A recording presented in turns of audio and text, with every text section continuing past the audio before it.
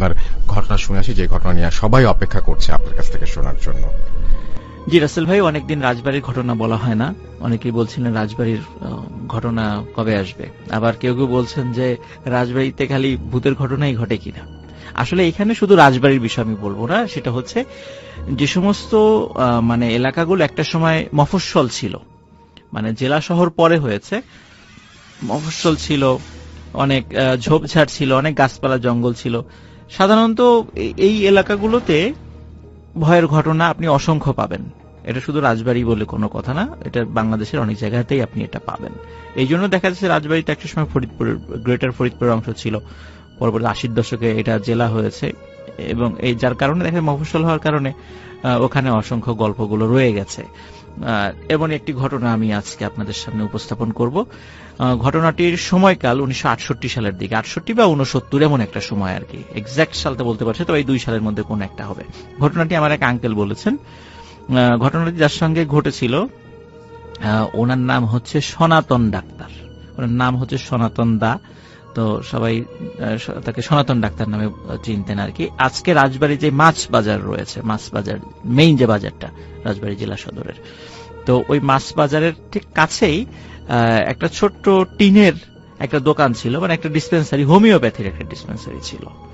তো উনি এটা চালাতেন। আসলে ডাক্তার হিসাবে ওনার তেমন কোনো খ্যাতি ছিল না, রোগী টুগী খুব বেশি উনি পেতেন না, তবে ভালো মানুষ হিসাবে ওনার একটা বিশেষ খ্যাতি ছিল। সৎ, পরোপকারী, সহজ সরল মানুষ হিসাবে এবং নিরেট ভদ্রলোক বলতে যেটা বোঝায়, উনি তেমনই একজন মানুষ ছিলেন সনাতন ডাক্তার। তো কিন্তু রোগী ওরকম পেতেন না, ওরকম পরিচিত উনি ছিলেন না। টুকটাক আসতেন, ওনার বাড়ি ছিল রাজবাড়ির কুঠিপাচুরিয়া গ্রামে। তো ওনার একটা বাইসাইকেল ছিল, প্রতিদিন উনি আসতেন, এই প্রায় 10-12 কিলোমিটার পথ পাড়ি দিয়ে উনি আসতেন। আবার মাগরিবের পরপরই, কারণ তখনকার সময় কিন্তু এদিকে ইলেকট্রিসিটি অতটা ছিল না, থাকলেও খুব আর কি, ওই সময় সে মুক্তিযুদ্ধের আগে, তো এই জন্য সন্ধ্যার পরে মানুষজন ওই সময় থাকতো না ওইদিকে, এই জন্য উনি বাড়ি চলে যেতেন সাইকেল নিয়ে। আর ওনার দোকানেও একজন কম্পাউন্ডার ছিলেন, ওর বাড়ি রাজবাড়ির প্রপারেই, তবে সে এখন কোথায় আছে আমি জানি না, আমি তার কোনো সন্ধান পাইনি। তার নাম ছিল আব্দুর রহিম, সে ওনার দোকানের কম্পাউন্ডার ছিলেন আর কি। তো যেটা করতেন, সনাতন ডাক্তারের ওই দোকানের চাবি থাকতো 2টা, তো উনি একটা চাবি নিয়ে চলে যেতেন, আর আব্দুর রহিম একটু পরে দোকান বন্ধ করে দিতেন, যেহেতু তার বাসা কাছেই, এই জন্য সে ওই দোকানটা পরে বন্ধ করে সে বাড়িতে যেত। তো একবার কি হয়েছে, শীতকালের সময় তো ঠিক মাগরিবের একটু আগ দিয়ে একজন লোক এসেছে, যে সনাতন ডাক্তারকে বলতেছেন, ডাক্তার সাহেব আমার বাড়িতে একটা রোগী আছে, চলেন, আপনাকে একটু যেতে হবে কষ্ট করে। তো এখন উনি চিন্তা করছেন আর কিছুক্ষণ পরে মাগরিবের আজান দিবে, তো এখন যাব, আর ফিরতে ফিরতে যদি দেরি হয়ে যায়, তো উনি আসলে ওরকম আগ্রহ নাই। ওই লোকটা বলতেছেন যে না না আপনি চলেন, আমার বাসা কাছেই। যদিও ওই লোকটাকে উনি চেনেন না, তারপর চিন্তা করেন কাছে বাসা দিকে শুধু কতক্ষণ লাগবে, কই যেতে আধা ঘন্টা, আসতে আধা ঘন্টা। তো চিন্তা করেন আধা ঘন্টা দেরি, খুব বেশি দেরি না আর কি, আসতে পারবো। এখন ওনার সাথে মানে আর সাইকেল নেন নাই, উনি চিন্তা করছেন যে ওনার সাইকেলের আবার আজকে যে মানে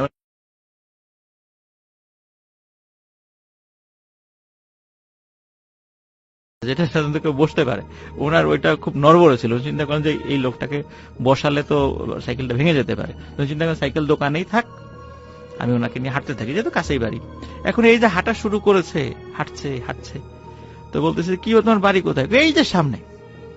তো সামনে সামনে করতে করতে বলে যাই, বলে তোমার বাড়ি কোথায়, বলে সোনাকান্দর গ্রাম। সোনাকান্দর গ্রাম কিন্তু যারা রাজবাড়ি শুনছেন, এখানে যদি আপনি সাইকেল চালিয়েও যান, ওখানে যেতে না হলে 15 থেকে 20 মিনিট লাগবে, আর পায়ে হেঁটে গেলে প্রায় 45 মিনিট 50 মিনিট সময় লাগবে। তো এখন হয়তো বা সাইকেলে বা এখন অটোতে গেলে খুব কাছেই, কিন্তু ওই সময় পায়ে হেঁটে যাওয়ার পথটা একটু দূরে ছিল। এখন বলে তোমার বাড়ি সোনাকান্দর গ্রামে, তো আমাকে আগের থেকে বলো নাই কেন? বলে যে যদি না আসতেন, এই ভয়ে বলি নাই। তো যাই হোক, উনি ওই বাড়িতে যান, গিয়ে রুগী দেখেন, রুগী দেখে ফিরতে ফিরতে ওনার দেরি হয়ে যায়। আর ওনার দেরি দেখে ওই ওনার দোকানের যে কম্পাউন্ডার আব্দুর রহিম, সে দোকান বন্ধ করে চলে গেছে। এখন উনি চিন্তা করছে, উনি এসে দেখেন দোকান বন্ধ, এখন ওনার সাইকেল তো দোকানের মধ্যে, এখন বাসায় যাবেন কিভাবে? তা উনি চিন্তা করেন কি আর করা, যেহেতু চলেই গেছে। তখনকার দিনে তো মোবাইল ফোন ছিল না, আর আব্দুর রহিমের বাড়ি আর একটা গ্রামে ছিল, এখন সেখানে গিয়ে তো চাবি আনা সম্ভব নয়, এমনিতে দেরি হয়ে গেল। চিন্তা করেন ঠিক আছে হাঁটতে হাঁটতেই চলে যাবো আজকে। তো উনি ওই চিন্তা করে হাঁটা শুরু করেন, ওখান থেকে হাঁটা শুরু করেন। তো আজকে আমি ওই রাসেল ভাই ওই যে লোকোশেডের যে গল্পটা আমি সাধারণত বলি, ওই লোকোশেড দিয়ে হাঁটা শুরু করছেন। কিন্তু মজার বিষয় হচ্ছে লোকোশেড কিন্তু তখন হন্টেড ছিল না। লোকোশেড হন্টেড হয়েছে হচ্ছে 1971 সালের পরে, কারণ ওই জায়গাতে তো অনেক গণহত্যা হয়েছে, এখনো কিন্তু ওখানে বধ্যভূমি আছে। তো যার কারণে ওই ঘটনাটা 1971 সালের আগে, তো তখন ওই জায়গাটা হন্টেড ছিল না। যার কারণে উনি যখন লোকোশেড পার হয়ে দিকে চলে যাচ্ছেন, কোনো ঘটনা ওনার সাথে ঘটে নাই। আর আজকে যে রেল লাইনটা লোকোশেডের এদিক দিয়ে গলন্দ ঘাট পর্যন্ত চলে গেছে, তখন কিন্তু এই রেল লাইনটা ছিল না, রেল লাইনটা অন্য দিক দিয়ে ছিল, ওটা এমনি পায়ে হাঁটা পথ ছিল ওই দিক দিয়ে। তো উনি যাচ্ছেন ওই দিক দিয়ে, একদম সোজা চলে গেলে ওনার বেশ ঘন্টাখানেক হাঁটলে ওনার বাড়ির কাছাকাছি উনি চলে যেতে পারেন, ঘন্টা 2-2.5 লাগে আর কি হেঁটে যেতে। উনি যাচ্ছেন কিছুটা পথ পার হয়ে দাঁতশি বাজার নামে একটা জায়গা আছে, এটা রাজবাড়ির লোকজন অবশ্যই চিনে থাকবেন সেটা। তো দাঁতশি বাজারটা পার হয়ে উনি হাঁটা শুরু করেন, এই পর্যন্ত কোনো সমস্যা হয়নি। তো ওনার হাতে কিন্তু ভাইয়া একটা মানে টর্চ লাইট থাকতো সব সময়, যেহেতু উনি রাত্রে চলাফেরা করতেন, টর্চ লাইট থাকতো। তো টর্চ লাইট মানে জ্বালিয়ে উনি যাচ্ছেন। হঠাৎ ওনার মানে পথের সামনে মানে একটা মাঝারি আকৃতির একটা বিড়াল সামনে পড়ে, বিড়াল। তো বিড়ালটি ওনার পথ আগলে দাঁড়িয়ে আছে, বিড়ালটি সরে না, এবং উনি বিড়ালটিকে সাইড কেটে চলে যাওয়ার চেষ্টা করলো, বিড়ালটি আবার সামনে চলে আসে। তো উনি রাসেল ভাই উনি ডাক্তার মানুষ ছিলেন, তো বিজ্ঞান মনস্ক ছিলেন, উনি এসব জিন ভূত প্রেত এগুলো আবার বিশ্বাস করতেন না, আর ওনার সাথে কখনো কোনো ঘটনা ঘটেও নেই, স্বাভাবিকভাবে ওনার বিশ্বাস করার আসলে কথাও না, এরকম একটা মেন্টালিটি ওনার ছিল যে এগুলা সব মনের ভুল আর কি। বিড়াল যেহেতু সামনে এসেছে, তো উনি বিড়ালটিকে সরিয়ে দেওয়ার চেষ্টা করছিলেন, তো বিড়ালটি সরে না, উনি যেদিক দিয়ে যাওয়ার চেষ্টা করে বিড়ালটি বারবার পথ আগলে দাঁড়ানোর চেষ্টা করছে। তো একটা পর্যায়ে বিড়ালটিকে উনি মানে একটা লাঠি নিয়ে ধাওয়া করেন, তো বিড়ালটি একটু সাইডে সরে যায় ভয় পেয়ে, আবার উনি হাঁটা শুরু করেন। এরপরে বিড়ালটি কি ওনার পা জড়িয়ে ধরছে বারবার, কিছুতেই মানে যেতে দিতে যাচ্ছে না সামনের দিকে। তো উনি আরো বিরক্ত হয়ে মানে পা ঝাড়ি দিয়ে বিড়ালটিকে দূরে ফেলে দেন। এরপরে দেখেন বিড়ালটি হেঁটে কোন দিক দিয়ে চলে গেল, আর তাকে ওই বিড়ালটিকে আর দেখেনি। উনি সামনে হাঁটা শুরু করেন, এরকম 15-20 মিনিট হাঁটার পরে হঠাৎ দেখে যে একজন মহিলা, দূর থেকে দেখছেন যে একজন মহিলা সামনে সাদা কাপড় দিয়ে কিছু একটা ঢেকে রেখেছে আর কান্নাকাটি করছে, নাকি সুরে কান্নাকাটি করছে। তো উনি যত কাছে যাচ্ছেন মানে ভয়াবহ রকমের দুর্গন্ধ ওনার নাকে আসছে, মানে এত দুর্গন্ধ যে শেষ পর্যন্ত নাকে মানে কাপড় দিয়ে সামনে গেছেন, যে বলছেন এই কি হয়েছে, আপনি কাঁদছেন কেন? তো উনি বলছেন যে আমার ছেলে মারা গেছে। তো বলছে ছেলে মারা গেছে, তো এটা কি আপনার ছেলে? বলে হ্যাঁ ছেলে। তো কখন মারা গেছে? বলে আজ সকালে মারা গেছে। তখন উনি বলছেন যে দেখি তো আপনার ছেলের লাশটা দেখি তো। ওই মহিলা ওই কাপড়টা সরান, তো দেখেন যে লাশটা মানে একটা পা ওই মাটিতেই আটকে গেছে, মানে কি বলবো মানে প্যারালাইজড হয়ে যাওয়ার মতো অবস্থা। তারপর উনি অনেক চেষ্টা করে কষ্ট করতে করতে করতে করতে ব্রিজের উপর ওঠেন। ব্রিজে ওঠার পরে উনি যখন নামতে যাবেন, নামার পথটা তো রাসেল ভাই একটু ঢালু, নামতে যাওয়ার সময় উনি ওই হুমড়ি খেয়ে পড়ে যান সামনে। উনি যখন পড়ে যান, ওনার হাতে কিন্তু টর্চ লাইট ছিল, তখনও হাতে টর্চ লাইটটা ধরা। তো উনি তখন সামনের থেকে যখন মাটির সাথে পড়ে গেছেন সামনে, উনি খেয়াল করছেন সামনে থেকে কি যেন একটা আসছে, দুইটা জিনিস। উনি চাঁদের আলোতে যতটুকু বুঝতে পেরেছেন বড় আকৃতির দুইটা কাকড়া। কিন্তু রাসেল ভাই উনি যখন টর্চ লাইট জ্বালিয়েছেন তখন দেখে যে কবজি থেকে নিচে যে আমাদের মানে হাতের পাঞ্জা সহ 5 আঙ্গুল, যেটা এই আঙ্গুল 5 আঙ্গুল দিয়ে কি দুইটা হাত জাস্ট হাতের কবজির নিচের অংশ সামনের দিকে এগিয়ে আসছে।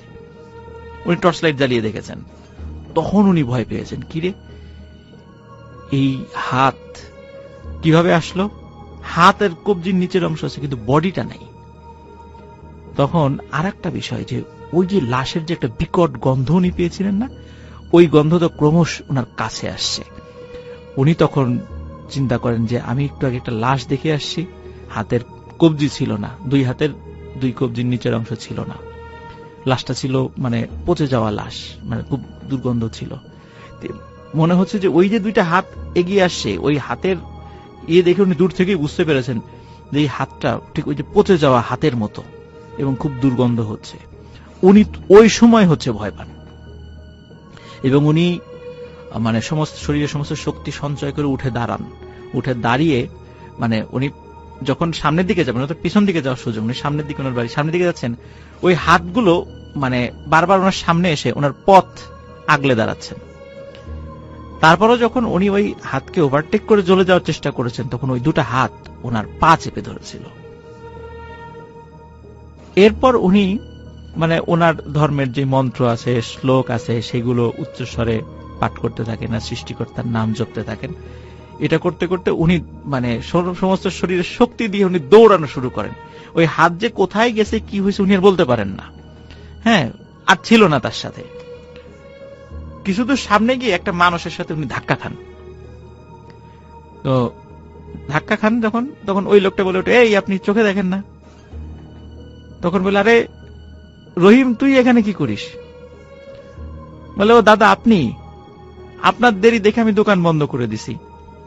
তো চিন্তা করলাম যে আমার তো আবার আগামীকালকে একটা জরুরি কাজ আছে, দোকানে তো আসতে পারবো না। তো চিন্তা করলাম যে আপনার কাছে তো চাবি নাই, তো আপনার বাড়িতে এসে চাবিটা দিয়ে যাই। তো এই জন্য আমি আপনার বাসার আসার চেষ্টা করতেছিলাম, মানে আসছিলাম আর কি। তো তুই সাইকেল নিয়ে আসিস নাই কেন? হেঁটে হেঁটে আসছিস কেন? ও বলে যে আমি সাইকেল ভালো চালাইতে পারি না। এই কথাটা শুনে ওনার একটা অবাক লাগে, কিন্তু আব্দুর রহিম কিন্তু খুব ভালোই সাইকেল চালাতে পারতো, কিন্তু ও বলছে যে আমি ভালো সাইকেল চালাতে পারি না। তো আচ্ছা ঠিক আছে, আসছি যখন, চল, এই যে একটু আগে এই ঘটনা ঘটছে। তখন আব্দুর রহিম বলছে যে যাক, আল্লাহ বাঁচিয়ে দিয়েছেন আপনাকে, কোনো বিপদ আপদ হয় নাই, রাত্রেবেলা চলাফেরার ক্ষেত্রে একটু সতর্ক থাকবেন। এই কথা বলে মানে আব্দুর রহিমের সাথে বিভিন্ন গল্প টল্প করতে করতে ওনার বাড়ির কাছে চলে আসে। তখন সনাতন ডাক্তার উনি বলতেছেন যে রহিম চল, বাড়িতে চল, তোর দিদি রান্না বাড়া করছে, একবার খাওয়া দাওয়া কর, আজকে থেকে যা, অনেক রাত হয়ে গেছে। তো বলে, না না, আমার আগামীকালকে কাজ আছে, আমি থাকতে পারবো না, আমি বাড়িতে যাব না, আপনি যান, এই চাবিটা রাখেন, দোকানের চাবি, আমি চলে গেলাম। বলে, না তা কি হয় নাকি, বাড়িতে যাবি না কেন? কিছুতেই সে বাড়িতে ঢোকে না। তো যখন উনি চিন্তা করেন যে এত রিকোয়েস্ট করলাম, যেতে চাচ্ছে না, উনিও একটু বিরক্ত হন, মন খারাপ করেন, এত রিকোয়েস্ট করা যাচ্ছে না, তো ঠিক আছে তাকে বিদায় দিয়ে দেন, সেও চলে যায়। তো উনি বাড়িতে যান, যাওয়ার পরে ওনার স্ত্রীকে সব ঘটনা খুলে বলেন। খুলে বলার পরে যদিও ভয় পেয়েছিলেন, তারপরে ওই যে আব্দুর রহিম পথের একটা জায়গার সঙ্গ দিয়েছিলেন আর কি, ভয়টা অনেকটা কমে গিয়েছিল আর কি। খুব যে ভয় পেয়ে একদম জ্বর চলে আসছে, বিষয়টা এরকম না। পরের দিন উনি দোকানে গেছেন, ওনার যে ডিসপেন্সারি সেখানে গেছেন। যার পর দেখে আব্দুর রহিম দোকান খুলে বসে আছে। কিরে আব্দুর রহিম, তুই না বললি যে কালকে মানে আজকে আসবি না? বলে যে আপনাকে আমি কখন বললাম আজকে আসবো না? আপনার সাথে তো আমার দেখাই হয় নাই। তখন উনি বলছে, কি বলিস দেখা হয় নাই? কালকে রাত্রে না তোর সাথে আমার ধাক্কা লাগলো, তারপর গল্প করতে করতে গেলাম, তুই আমাকে দোকানে চাবি দিলে, এই যে চাবি, এই যে আমি চাবি সাথে নিয়ে আসছি। বললে, আরে এই চাবি আপনি পেলেন কোথায়? আমি তো এই চাবি কালকে দোকানে রেখেই চলে গেছি, আপনার দেরি দেখে দোকান টোকান তালা মেরে চলে গেছি, চাবি তো দোকানের মধ্যেই ছিল, চাবি আপনি পেলেন কোথায়? চাবি তো আমি আপনাকে দেই নাই, আর আমি তো দোকান তালা মেরে আমি তো বাড়িতে চলে গেছি।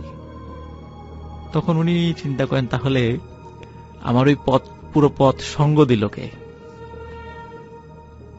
এইটার মানে রহস্য উনি আর উদ্ধার করতে পারেন নাই রাসেল ভাই।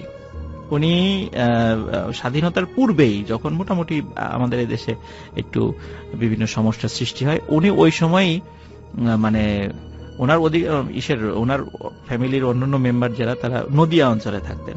উনি ওই সময় ওনার জমি জমা বিক্রি করে দিয়ে চলে গিয়েছিলেন আর কি, আর ফেরত আসেন নাই কখনো, যার কারণে উনি এখনো বেঁচে আছেন কিনা আমরা জানি না। তবে একটা বিষয় রাসেল ভাই, আমি এই ঘটনার থেকে একটা বিষয় আমি মানে শিক্ষা পেয়েছি, বা আমি বুঝতে পেরেছি, আশা করি আপনারা বুঝতে পারবেন, সেটা হচ্ছে যে এই যে সনাতন ডাক্তার যিনি, উনি একজন খুবই পরোপকারী ভালো মানুষ ছিলেন। রাত্রেবেলা হয়তোবা চলার পথে উনি বিপদে পড়েছেন, কিন্তু দেখেন আব্দুর রহিম সেজে কোনো একজন তাকে হেল্প করেছে, হয়তোবা আল্লাহ তাকে পাঠিয়েছেন। তো যারা মানুষের উপকার করে, মানুষের কল্যাণ কামনা করে, তারা যদি কখনো বিপদে পড়েও, সে প্যারানর্মাল বিষয় হোক আর যেটাই হোক, সে যে ধর্মের লোকই হোক, আল্লাহ তাআলা অবশ্যই তাকে সাহায্য করবেন। যেভাবে সাহায্য করা প্রয়োজন আল্লাহ তাআলা অবশ্যই তাকে সাহায্য করবেন। তো এই ঘটনাটা ছিল জাস্ট এক রাতেরই ঘটনা। এরপরে ওনার সাথে আর কোনো ঘটনা ঘটেছে বলে জানি না। এই এক রাত্রেই রাসেল ভাই এই ঘটনাটি ঘটেছিল। এটি ছিল ঘটনা। থ্যাংক ইউ সো মাচ প্রথমত আপনার ঘটনার জন্য এবং চমৎকার উপস্থাপনের জন্য। আশা করছি যে আপনাদেরও ভালো লেগেছে। এন্ড আমাদের আজকে আফনান ভাই যে কষ্ট করে আমাদের স্টুডিওতে এসেছেন, আফনান ভাই আপনি একটু যে একটা ঘটনা বলার জন্য যে কষ্ট করে স্টুডিওতে আসলেন, এই যে এই টানটা কিভাবে অনুভব করেন, কেন অনুভব করেন একটু বলবেন আমাদেরকে?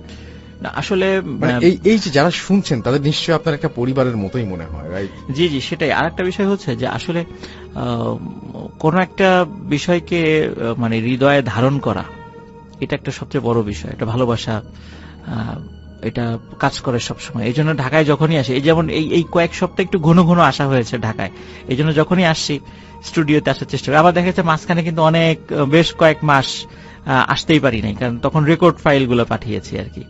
তো যখনই আসার মানে ঢাকায় এসেছি চেষ্টা করেছি আসার জন্য। এটা মানে অন্তরের একটা ভালোবাসা, এটা আল্লাহ সৃষ্টি করে দিয়েছেন। তো এই জন্যই আসলে একটা গল্প না, মনে হয় যে সবসময় আসি, গল্প না থাকলেও আসি। রাইট। আমরা আপনার ভাইকে আর আটকাবো না, কারণ রাত হয়ে যাচ্ছে এবং বৃষ্টির রাত। আর একটু পরে হয়তো যানবাহন কোনো কিছু পাওয়া যাবে না, ট্রান্সপোর্টেশন সব বন্ধ হয়ে যাবে। থ্যাংক ইউ সো মাচ আপনার ভাই আমাদেরকে সময় দেওয়ার জন্য। এবং আপনি যখনই আপনার এলাকার এবং আপনার আচ্ছা আচ্ছা আচ্ছা আপনার ভাই কিছুটা বলতে চাচ্ছিলেন, জি বলেন। আর একটা ঘটনা আছে, প্লিজ তাহলে একটু শুরু করি আমরা, বলেন। এখন যে স্টোরিটি আমি মানে শেয়ার করব, এটি আমাদের আলামিন দিয়েছে, নড়াইলের। আর আলামিনের ঘটনা মানে স্পেশাল হবেই, এটা কোনো মানে সন্দেহ নেই। আজকে কিন্তু এটা সারপ্রাইজ ছিল। আমি জানতাম যে উনি একটা শেয়ার করবেন, দুটো শেয়ার করছেন। মাই গুডনেস, আলহামদুলিল্লাহ। চলুন আমরা শুরু আসি। আচ্ছা, আলামিন যে স্টোরিটি শেয়ার করছে, এই ঘটনাটির সময় খুব বেশি দিন আগের না, 2018 সালের ঘটনা। এটি 4 বন্ধুকে কেন্দ্র করে। এটি ওই নড়াইল জেলার লোহাগাড়া উপজেলার লাহুরিয়া ইউনিয়নের একটা জায়গা আছে, এটাকে পশ্চিমপাড়া বলে আর কি, পশ্চিমপাড়া।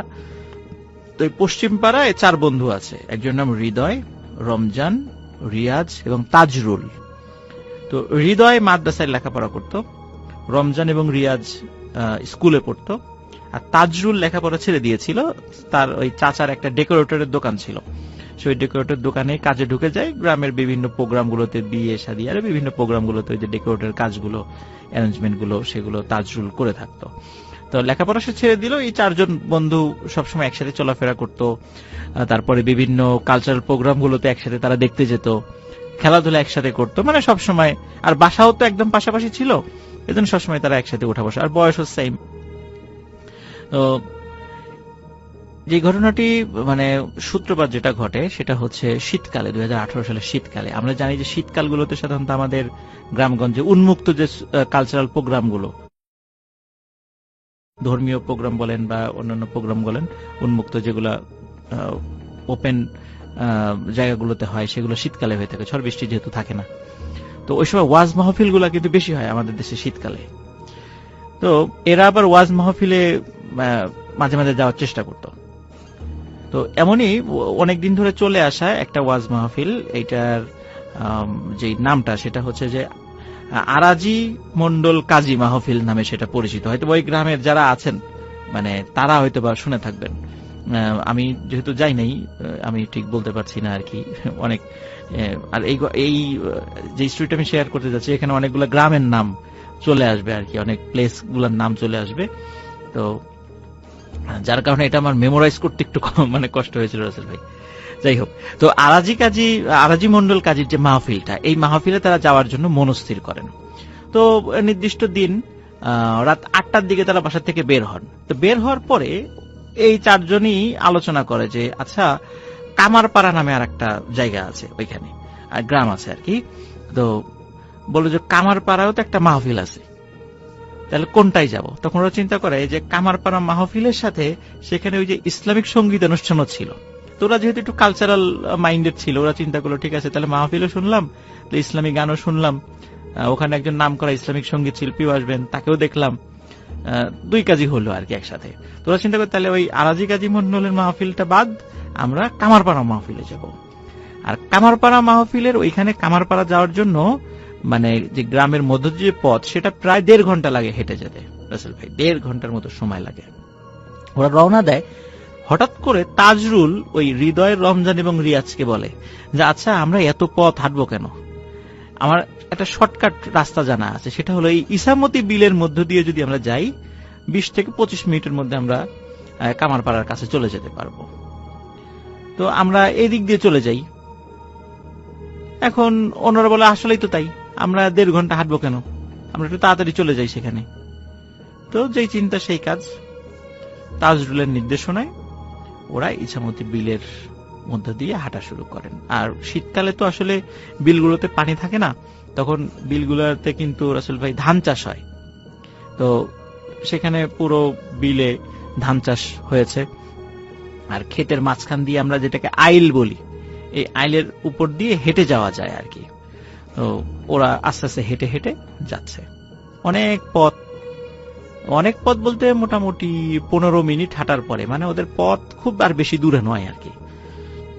হাঁটার পরে ওই বিশেষ করে এই 4 বন্ধুর মধ্যে রমজান এবং তাজরুল, এদের এই দুইজনের আবার মাঝে মাঝে একটু সিগারেট খাওয়ার অভ্যাস ছিল। আর হৃদয় এবং রিয়াজ, এদের আবার সিগারেট খাওয়ার অভ্যাস ছিল না। তো রমজান এবং তাজরুল ওরা বলছে যে একটা সিগারেট খেতে ইচ্ছা করছে। তখন অন্যরা বলছে যে এই বিলের মধ্যে সিগারেট মানে ধরাবা কই, মেস তো নাই সাথে। তখন ওই যে রাসেল ভাই ওই বিলের মধ্যে কিন্তু ওই যে মানে সেচ কাজ করার জন্য ওই যে জায়গাতে মেশিনটা বসানো হয়, আমরা গ্রামে বলি সেচ মেশিন, স্যালো মেশিনও বলে আর কি। তো ওই সেচ মেশিন যেখানে বসানো হয়, ওই সেচ মেশিনের জন্য কিন্তু একটা ছোট্ট ঘর করা হয়, একটা অস্থায়ী ঘর, এবং ওই ঘরের মধ্যে একটা মাচা পেতে যে এই মেশিনের দায়িত্বে থাকে সে থাকে আর কি। তো বিলের মধ্যে এই সেচ মেশিনগুলো তখন ওই এখন কোনোটায় ইলেকট্রিসিটি মানে সংযোগ আছে। আর যেহেতু বড় বিল, ওখানে ইলেকট্রিসিটির খাম্বা ছিল না, ওটা কি ওই যে তেলে চলতো আর কি।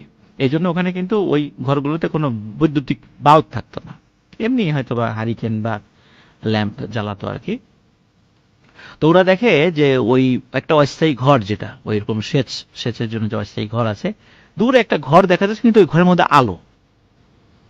তো তাজরুল বলছে যে ওই যে একটা ঘর আছে, তো চলো আমরা ওইখানে যাই, নিশ্চয়ই ওখানে লোক আছে, যেহেতু আলো জ্বলছে লোক আছে। আর আলো মানে হচ্ছে সেখানে তো অবশ্যই কোনো কুপি বা হারিকেন বা কিছু একটা জ্বালানো থাকে। উনি তো এত দ্রুত চলতে পারেন না, উনি তো স্ক্র্যাচে করে চলেন। আর এই আইলের উপর দিয়ে আমরা 2 পা দিয়ে হাঁটতে কষ্ট হয়, তো উনি স্ক্র্যাচে ভর করে এত তাড়াতাড়ি কোথায় চলে গেলেন। তো ওরা বুঝতে পারে যে ওরা একটা বিপদে পড়ে গেছে, বড় ধরনের একটা বিপদ। তখন ওরা চিন্তা করে যে আমাদেরকে দ্রুত ওই কামারপাড়া চলে যেতে হবে যেখানে মাহফিল। ওরা বলে আমরা তো কাছাকাছি আছি। ওরা হাঁটা শুরু করে। তো হাঁটতে হাঁটতে রাসেল ভাই ওরা একটা অদ্ভুত জায়গা নিজেদেরকে আবিষ্কার করে। দেখে যে ওরা হাঁটতে হাঁটতে একটা উঁচু ঢিবির মতো একটা বিশাল জায়গায় চলে আসছে, এবং সেখানে মানে খুব ঘন কাশবন।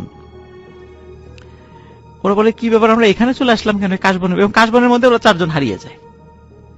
কিন্তু হারালেও যেহেতু ওরা ওইখানেই ছিল, ওরা চিৎকার চেঁচামেচি করে নাম ধরে ডাকতে ডাকতে ওরা নিজেদেরকে আবার একত্র করে। কাশবনে রাসেল ভাই ওরা যখন আসে, তখন ওরা নিজেদেরকে আবিষ্কার করে এটা আসলে শুধু একটা উঁচু ঢিবি বা কাশবনের একটা ঢিবি না, এটা হচ্ছে একটা শ্মশান। সেটা হচ্ছে যখন মানে বর্ষাকাল থাকে, তখন ওই অত্র এলাকার যারা সনাতন ধর্মাবলম্বী যারা আছেন, তাদের মধ্যে কেউ মারা গেলে তখন তো আর ওই লাশ পোড়ানোর জন্য মানে যে অ্যারেঞ্জমেন্ট গুলো নিচু জায়গায় বর্ষাকালে এটা তো সম্ভব নয়। তখন তারা কি করতো, ওই উঁচু জায়গায় নিয়ে আসতো। ওই বিলের মধ্যে ওই জায়গাটা উঁচু ছিল, তো ওখানে লাশ নিয়ে এসে ওখানে মানে লাশ পোড়াতো আর কি।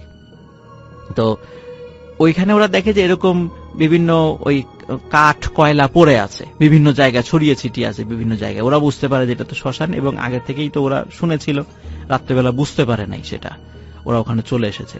দ্রুত ওরা 4 জন সেখান থেকে নেমে আবার অন্যদিকে হাঁটা শুরু করে।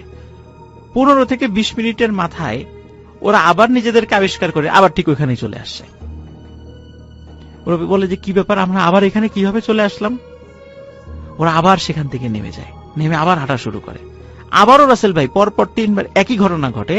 ওরা বারবার ওই শ্মশানের ওই ঢিবির ওইখানে চলে আসছিল।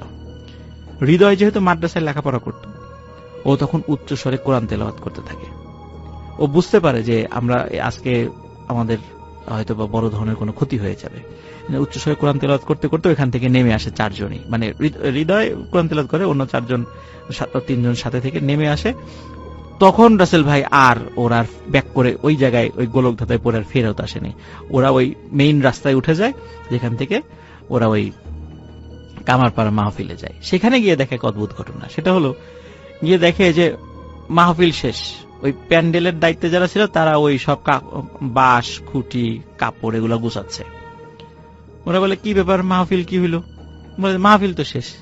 বলে মাহফিল শেষ মানে রাত 8টায় রওনা দিলাম, বড় জোর 1.5 ঘন্টা লাগছে আমাদের আসতে এই বিলের মধ্যে এত ঝামেলার পরও, তো মাহফিল শেষ হয় কিভাবে? এখন তো 9:30 বাজার কথা। বলে তোমাদের কি মাথা খারাপ হয়েছে? এখন বাজে রাত 2:30। ওরা চিন্তা করে যে সর্বনাশ, আমরা এত সময় কি করলাম, কিভাবে চলে গেল? ওরা কিছুতেই বুঝতে পারছে না যে আমরা এত সময় কিভাবে পার করে দিলাম। তো যাই হোক, ওরা যেহেতু ওদের শরীরে কাদা টাদা লেগেছিল আর এত ছোটাছুটির কারণে ওদের প্রচন্ড ক্ষুধা লেগেছিল, কিন্তু মাহফিল যেহেতু শেষ হয়ে গেছে, মাহফিল উপলক্ষে কিন্তু ছোট ছোট খাবারের দোকানগুলো বসে। তো আসলে কোনো দোকানও ছিল না, কিন্তু তখন 2টা দোকান ছিল, একটা ঝালমুড়ির দোকান আর একটা পাপড় ভাজা। যে পাপড় ভাজা এখন তো আসলে পাওয়া যায় না এভাবে। তো তো ওরা কি করবে, মানে খুব ক্ষুধা লাগছে, ওরা প্রচুর পরিমাণে ঝালমুড়ি এবং পাপড় ভাজা খায়। আর আমরা তো জানি রাসেল ভাই ওই ভাজা পোড়া খেলে নাকি দুষ্টু জিনেরা পিছু লাগে, এটাও কিন্তু একটা বিষয়। যাই হোক, ওরা মানে খাওয়ার পরে মানে একটু মনে করে দিই যে অনেকে বলে যে ভাজা পিঠা, জি জি জি জি ভাজা মাছ, জি জি। তো ওরা চিন্তা করে যে যাই হোক মাহফিল তো শেষ, কি আর করা, আমরা তো এখানে অ্যাটেন্ড করতে পারলাম না, এখন তো বাড়ি ফিরে যেতে হবে। তো বাড়ি ফেরার জন্য নিশ্চয়ই আর ওই ইসামতি বিলের মধ্যে দিয়ে যাবে না, পথ ঘোরা হলেও অবশ্যই তারা গ্রামের ওই 1.5 ঘন্টার রাস্তা দিয়েই যাবে। তো ওরা রাস্তা দিয়ে যাওয়া শুরু করে। এইখানে রাসেল ভাই একটা কথা বলি, সেটা হচ্ছে যে এই পথ দিয়ে যাওয়ার সময় কিন্তু ভয়ানক কয়েকটা জায়গা পাড়ি দিতে হয়, হন্টেড জায়গা।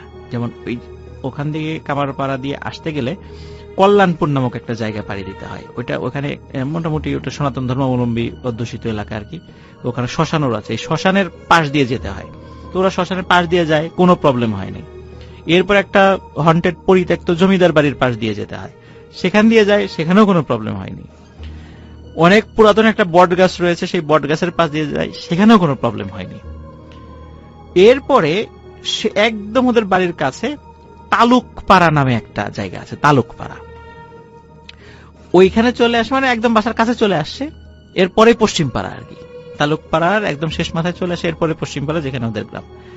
তো ওইখানে একটা ছোট একটা বাঁশঝাড় রয়েছে। তো ওই বাঁশঝাড়ের যখন কাছে চলে আসে, তখন তাজরুল চিন্তা করে বাড়ির কাছেই তো চলে আসছি, আর তো আমাদের কোনো ভয় নেই। তখন ও তো জানে যে বাঁশঝাড়ে কখনো ওই যে দুষ্টু জিনপরি থাকে। তো তখন বলতেছে, মানে ও একটু সাহস করে দুষ্টামি করে বলছে আর কি, যে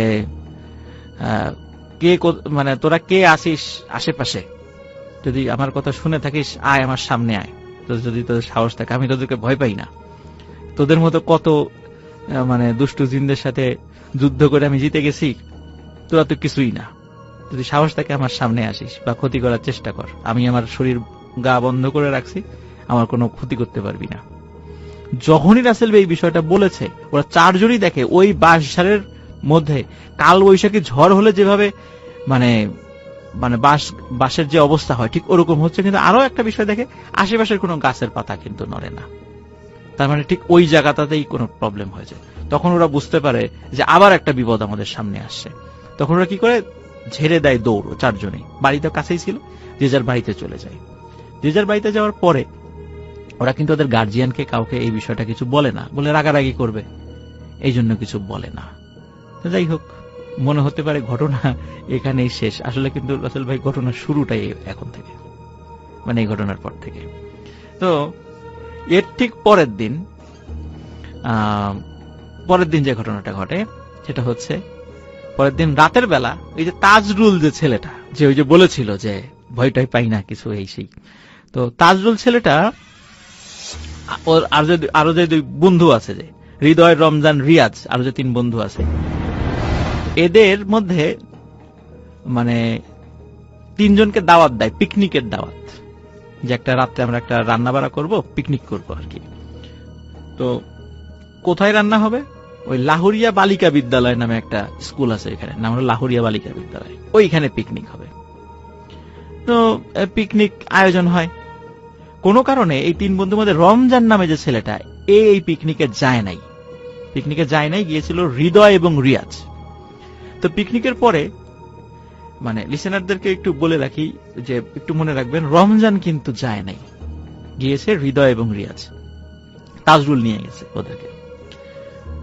খাওয়া দাওয়ার পরে তাজরুল বলছে হৃদয় এবং রিয়াজকে, এই চল ওই টাঙ্গাপাড়া ইউনিয়নের পলাশ বাজারে আজকে একটা কনসার্ট আছে, ওই কনসার্টটা দেখতে যাব। এখন হৃদয় এবং রিয়াজ বলছে, না রে, রমজান নাই, রমজানকে ছাড়া কিভাবে যাই, ও তো আসলো না, ও ছাড়া যাব না।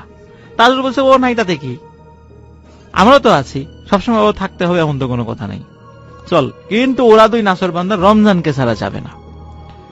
তাজরুল অনেক চেষ্টা করে, কিন্তু ওদেরকে নিতে পারে না। যাই হোক, যে যার বাড়িতে চলে যায়।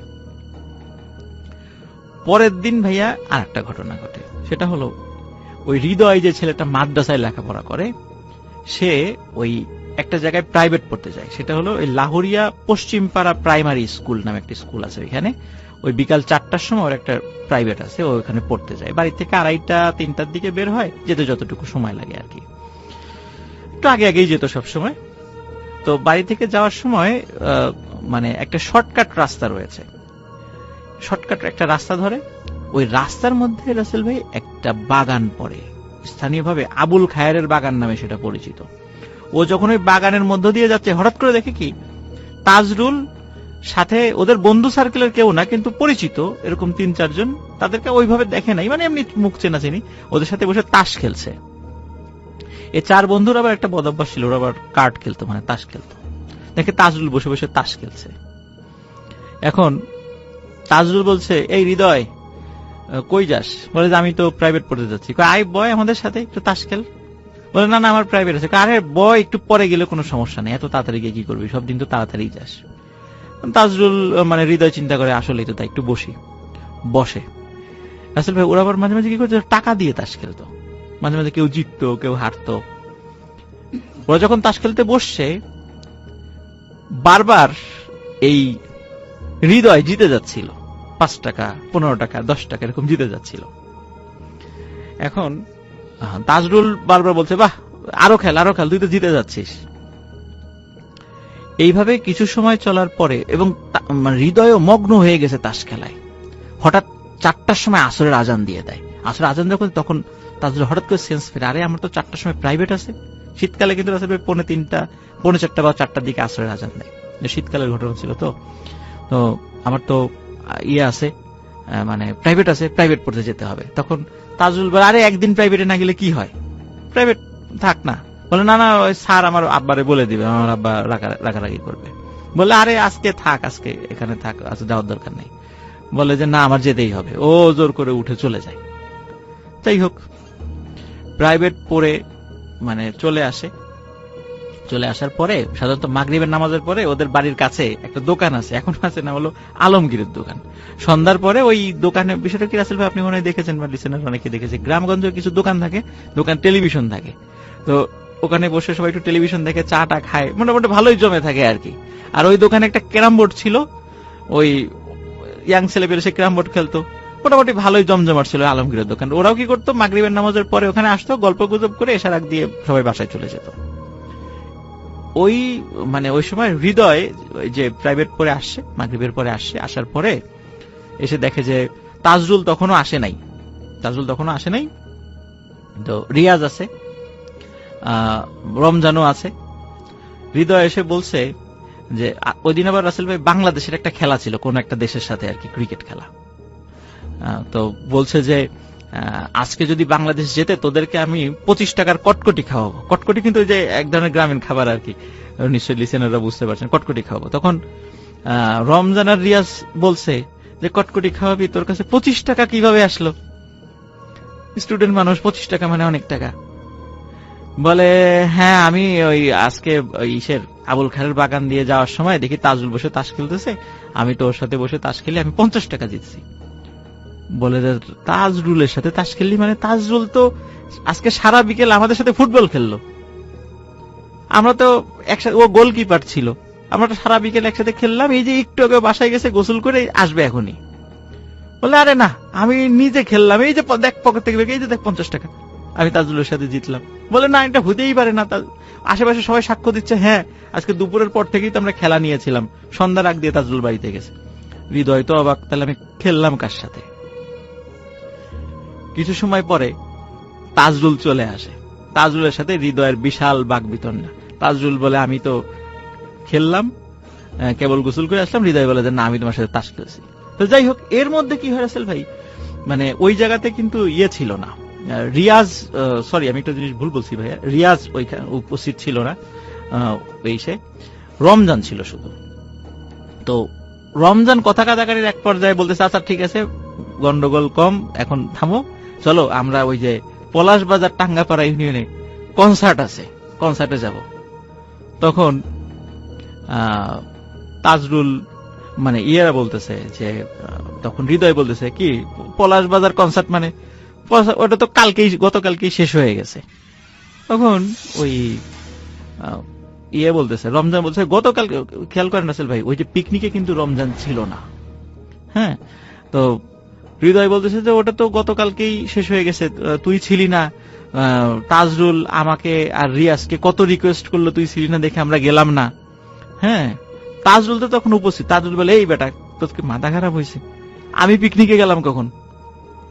আর আমি তোদেরকে কনসার্টের কথা বললাম কখন? ওরা দুইজনই ওর উপর ক্ষিপ্ত হয়, এই বেটা তুই আমাদের 3 জনের খাবার একাই সাবার করলি, আমাদেরকে ধরে নিয়ে কনসার্টে নিয়েই যাবি, কত চেষ্টা করলি, আমরা রমজান নাই দেখে গেলাম না, এখন বলো যে তুমি আমাদেরকে কনসার্টের কথা কখন বললা? এই শুরু হয়ে যায় বাকবিতণ্ডা। তাজুল বলে যে আমি বলি নাই, আমি তো ছিলামই না, কারণ আমি সারা রাত আমার আব্বার সাথে খেতে কাজ করছি, কারণ আমার আব্বা আমাকে আসতে দেয়নি। ওরা কেউ বিশ্বাস করে না, বলে চল আমার আব্বার কাছে চল। তাকে ওর তাজুল আব্বার কাছে নিয়ে যায়। ওর আব্বা বলে হ্যাঁ, ও তো সারা রাত, আমি তো তোমাদের কাছে যাইতে দেয় নাই, ও তো সারা রাত, শুধু রাত না সারাটা রাত, ভোরে সে ঘুমাইছে, সারা রাত আমার সাথে কাজ করছে, খেতে জরুরি কাজ ছিল, খেতে কাজ করছে। তখন ওরা বলে যে আরে তাজরুল একই সময় একাধিক জায়গায় কিভাবে যাচ্ছে, কিভাবে সম্ভব এটা? ওদের মনে খটকা লাগে। কিন্তু রাসেল ভাই ওই রাত্রে ওই যে আলমগীরের দোকানে ওখানে রিয়াজ যে ওদের বন্ধু, সে ছিল না। রাতের বেলা আর একটা ঘটনা ঘটে, রাত প্রায় ভাইয়া 11টা-12টা, হঠাৎ করে রিয়াজের যেই রুমে ঘুমাতো ওর জানলায় ঠক ঠক ঠক ঠক আওয়াজ। রিয়াজ খুলে দেখে তাজরুল দাঁড়িয়ে আছে বাইরে। তখন বলে কিরে তাজরুল এত রাত্রে? তাজরুল বলতেছে যে চল, ওই একটা পুকুর আছে না, বলে কামারের পুকুর, বলে কামারের পুকুরে মাছ ধরবো রাতের বেলা, অনেকেই মাছ টাছ ধরে চুরি করে, আমরাও মাছ ধরবো। তখন বলে যে ভালো আইডিয়া, স্বাভাবিকভাবে ইয়াং ছেলে পেলে তো একটু দুষ্টমি তো অভ্যাস থাকবেই। বলে তাহলে বের হয়েছে, বের হওয়ার পর হঠাৎ করে মনে হয় আচ্ছা এরকে নিয়ে রমজানকে নিয়ে গেলে কেমন হয়? তাজরুল বলে না না, রমজানকে ডাকার কি দরকার, তুই চল। রমজানের বাড়ি কিন্তু একদম রিয়াজের বাড়ির পাশাপাশি, একদম পাশাপাশি। বলে না না না, রমজানকে নিয়ে যাব। তাজরুল বলে না না, রমজানকে ডাকার দরকার নেই। বলে না না, ওকে নিয়েই যাব। রমজানকে ডাকা শুরু করছে, রমজান বের হয়ে আসে, বলে যে রমজান চল, ওই যে তাজরুল আসছে, আমরা মাছ ধরতে যাব কামারের পুকুরে। তাজরুল কই? বলে এই যে তাজরুল। ও মাথা ঘুরায় দেখে তাজরুল নাই। তখন ওরা ভয় পাইছে যে এই যে তাজরুলকে নিয়ে যে সমস্যা, এক এক সময় এক এক জায়গায় থাকছে, এটা কিভাবে সম্ভব? তখন ওই রাত্রে পরের দিন সবাই নিজেদের ফ্যামিলিকে জানায় ঘটনাটা, যে এই এই সমস্যা হচ্ছে। তখন ওদের ফ্যামিলির লোকজন বুঝতে পারে যে সবাই গ্রামে রটনা রটে যায়, তাজরুলকে ভূতে ধরেছে, ওই একই সময় একাধিক জায়গায় থাকছে। তখন ওই গ্রামে আরেকটা ইয়ে আছে, তৈলক্ষ পাড়া বলে আর কি, ওইখানে ইসলাম ফকির নামে একজন খুব ভালো একজন কবিরাজ ছিলেন, মারা গেছেন অল্প কিছুদিন হলো, আল্লাহ মাফ করুক তাকে, আল্লাহ জান্নাত নসিব করুক। খুব ভালো মানুষ ছিলেন আর কি। ওই ইসলাম ফকিরের কাছে নিয়ে, উনি প্রতি বৃহস্পতিবার বিভিন্ন রোগী দেখতেন আর কি। তো ইসলাম ফকিরের কাছে নিয়ে যাওয়ার পরে ওই তাজরুলকে নিয়ে যাওয়া হয়। তো তাজরুলকে নিয়ে যাওয়া হলো, ইসলাম ফকির তার যে রিচুয়াল করে একটা জিন হাজির করে। ওই জিন হাজির হয়ে মানে যখন হাজির হয় তখন ওই ইসলাম ফকির বলে যে তোর নাম কি? তখন ওই জিন বলে আমার নাম নিশি। তার নাম হচ্ছে নিশি। বলে তোর কাজ কি? বলে রাতের বেলা মানুষকে মোহে আচ্ছন্ন করে ক্ষতি করাই আমার কাজ। বলে এদের পিছনে লাগছিস কেন? ওরা তো বাচ্চা মানুষ। বলে যে যেহেতু মোহে ফেলে আচ্ছন্ন করাই আমার কাজ, তো ওরা যতদিন মাহফিলে ইসামতি বিলের মধ্যে দিয়ে যাচ্ছিল তখন ওই যে ছোট্ট ঘরের মধ্যে লাশ, তারপরে আলো, উৎস ছাড়া আলো, তারপরে একজন ওদের পরিচিত একজন পঙ্গু কৃষকের সুরত ধরে ভয় দেখানো, এগুলো আমরাই করেছিলাম মজা করার জন্য। যখন দেখলাম যে ওরা মানে তেমন কোনো ভয় পাচ্ছে না, এমনি চারজন একসাথে, তখন চিন্তা করলাম ছোটখাটো একটা ক্ষতি করি। এই ক্ষতি করার নিয়েতে ওদেরকে ধোকা দিয়ে ওই শ্মশান ভিটায় নিয়ে আসি। কিন্তু বারবার ওরা বের হয়ে যাচ্ছিল, আবারও নিয়ে আসি। থার্ড টাইম যখন হৃদয় নামে ছেলেটা কোরআন তেলাওয়াত শুরু করে তখন আর ক্ষতি করতে পারিনি, ওরা চলে যায়। তখন চিন্তা করলাম আচ্ছা ঠিক আছে, ছেলেগুলা গেছে শেষ, ঘটনা শেষ এই পর্যন্তই। কিন্তু ওরা যখন ফিরে আসার সময় বাস ঝাড়ে এসে ওই তাজরুল আমাদেরকে কটাক্ষ করে হেয় করে অনেকগুলো কথা বলেছে, যেটা আমাদের মানে খুব লেগেছে। তাজরুলকে আমরা ছাড়বো না, শুধু তাজরুলকে না, ওর যে বন্ধু বান্ধব আছে তাদেরকেও ছাড়বো না। ওদেরকে ক্ষতি করার জন্যই প্রথমে পিকনিকের ছল করে ওদের দুইজনকে কনসার্টে মানে ডেকে আনছিলাম, পরে কনসার্টের নাম করে দুইজনকে নিয়ে যেতে চেয়েছিলাম, কিন্তু ওরা যায় নাই, রমজান নাই, এই জন্য ওই দুইজন যায়নি, ওই দিন ক্ষতি করতে পারি নাই। এরপরে ধরলাম হৃদয়কে, বাগানের মধ্যে তাস খেলার ছল করে ওকে আটকাইলাম। ইচ্ছা ছিল মাগরিব পর্যন্ত আটকাবো, শুধু মাগরিব পর্যন্ত যদি আমাদের সাথে থাকতো তাহলে ওই দিনই হৃদয়কে শেষ করে দিতাম। ওকে বারবার ইচ্ছা করে আমরা জিতিয়ে দিচ্ছিলাম, 5 টাকা 10 টাকা করে, যাতে ও আরো অনেকক্ষণ থাকে। যখনই মাগরিব আসরের আজান দিয়েছে তখনই ওর উপর যে আমাদের প্রভাবটা সেটা দুর্বল হয়ে গেছিল, এই জন্য ও চলে যেতে পারছে এখান থেকে, ওকে আটকাতে পারিনি। তারপরে রাতের বেলা ওই রিয়াজকে ডাকতে গেছি, মাছ ধরার কথা বলে রিয়াজকে নিয়ে যাব, প্রত্যেককে হিট করছে, দেখেন প্রত্যেককে হিট করছে, রিয়াজকে নিয়ে যাব। কিন্তু রিয়াজ আবার রমজানকে ডাকার কারণে আর করতে পারি নাই কিছু, কিন্তু করতে পারি নাই, সহজ কিছু পদ্ধতি অ্যাপ্লাই করছি, করতে পারি নাই। এরপর আরো কঠিন পদ্ধতি অ্যাপ্লাই করব, ওদেরকে ক্ষতি করবই, এটা আমাদের পণ। তখন ইসলাম ফকির ওদেরকে অনেক রিকোয়েস্ট করে, ছোট মানুষ ভুল করে ফেলছে। তারপরে বেশ কিছু ওই তদবির রিচুয়ালের মাধ্যম দিয়ে এই বিষয়টা থেকে ওরা মুক্ত হয়।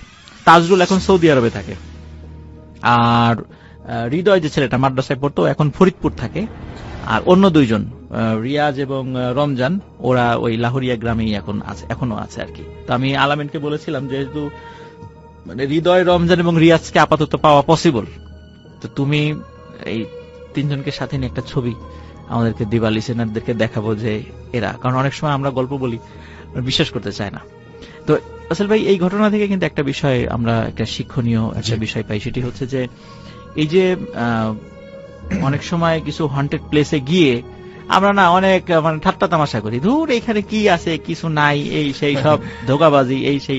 অনেক সময় এই যে ঘটনা থেকে আমিও এটা শিখলাম, আমরা কিন্তু অনেক সময় এর ধরনের কথাবার্তা বলি কোথাও গিয়ে, এতে করে কিন্তু আমাদের উপর আমরা কিন্তু পজেসড হয়ে যেতে পারি।